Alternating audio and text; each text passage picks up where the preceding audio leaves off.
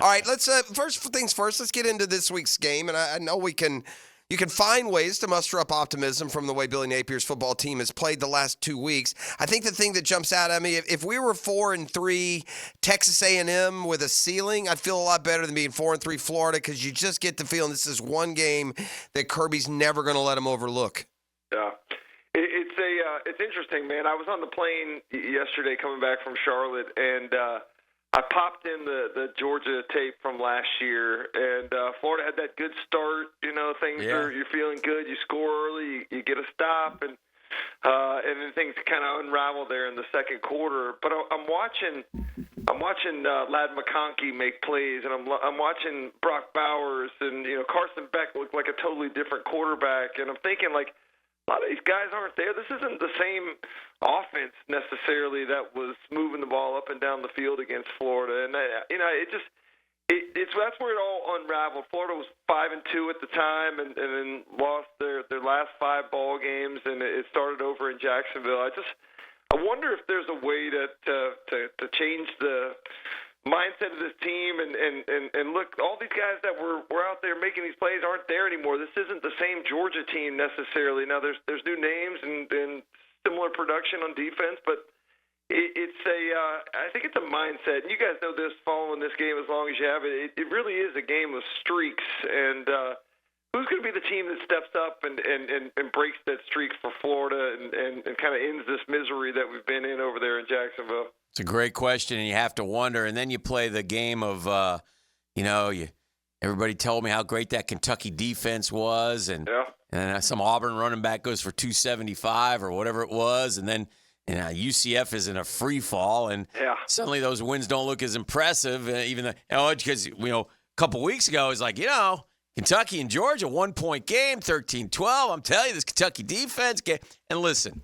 Kirby is their Spurrier. I mean, right? So he appreciates and understands the rivalry. So he, like Jeff said, he doesn't let them down. Then you throw in the mix a really young quarterback against a guy who's pretty good at coaching defense, and it just doesn't look like it's a good setup for our fellas this time around. It doesn't necessarily look like a great setup. It hasn't looked like a great setup in a while. But I look at a couple things that I've been encouraged by, and the offensive line, maybe one of the biggest things when you look at the way that they've been able to protect and the way that they've been able to move the ball with Jaden Baugh at the running back position last week against Kentucky, or 2 weeks ago against Kentucky. And you mentioned the Kentucky defense looks like a bit of a fraud now, but I do think that there's confidence that's been gained. Not only, that unit seems to be playing with a lot more confidence, and the defensive line for Florida has been playing with a lot more confidence, dating back to the Tennessee game, a lot more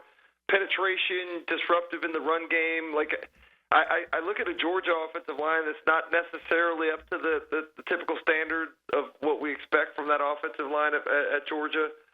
They are getting healthier, and that should help them, but if you can disrupt Carson Beck, like he has been more prone to make mistakes and turn the ball over than what we remember last year. I look at receivers for Georgia that are inconsistent in catching the football. Like, they look much more mortal than some of the teams that Florida's gone over there and played against in Jacksonville. So between the confidence level that Florida has and maybe the fact that Georgia isn't necessarily the same, I just try, and I hate we don't have moral victories at Florida, but I just think, man, if we could get into a ball game into the late in the second half where it's competitive, maybe there's a chance, and maybe you can build off of that. Listen, I like that optimism. There we go. As competitors and athletes, Chris, all you have to go on is your experience, and so I know there are times in programs' growth that you play a team and you beat them. I don't care how much your coach tells you, we're way better than these dudes. They can't ever play with us. And I'll give you an example I can remember, and you were actually a part of these teams. But Florida in the early 90s beat Auburn 48-7, 31-10, 27-9. And they went up there in 1993, and then suddenly one year, well, that guy's better than I remember him, or that team is better. And can you use that as a hope for Florida that Georgia's going to run into a Florida team that, and you mentioned the line of scrimmage, that's better than the teams they beat in the last 2 or 3 years? Yeah. You have to have a team that believes. And I think that was one of the things as a kid, I watched over and over again in the 80s, just Georgia doing it to Florida in any number of different ways, all heartbreaking equally. And then Coach Spurrier showed up and just decided that, that we were going to win that game over there. And it became a quick swing to where Florida was winning just about every year they went over there. And so I do think that there has to be somebody that takes the stand, somebody that instills belief and confidence. And what about a guy like DJ Lagway? DJ Lagway's not from around here. I'm sure in Texas he's aware of what's happened with Georgia and all, but he's not rooted in this idea that Florida's going to go over there and lose that game. Maybe he's a guy that can instill some confidence just out of pure naivety from being from somewhere else.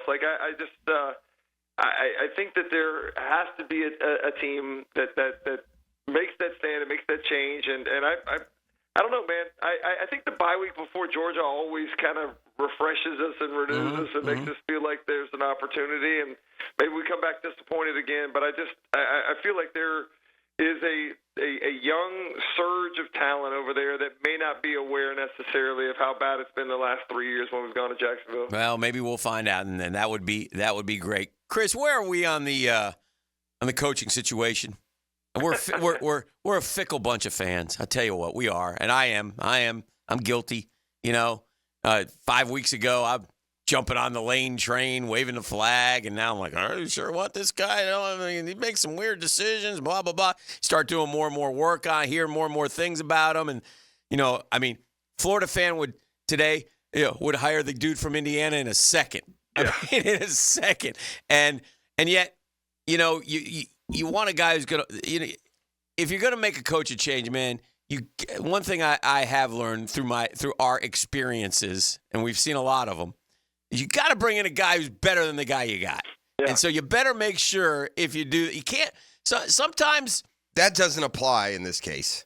Yeah. You got to try hard to not bring somebody in better. Really. Well, I'm not trying to be mean. Yeah, you got to. He's done.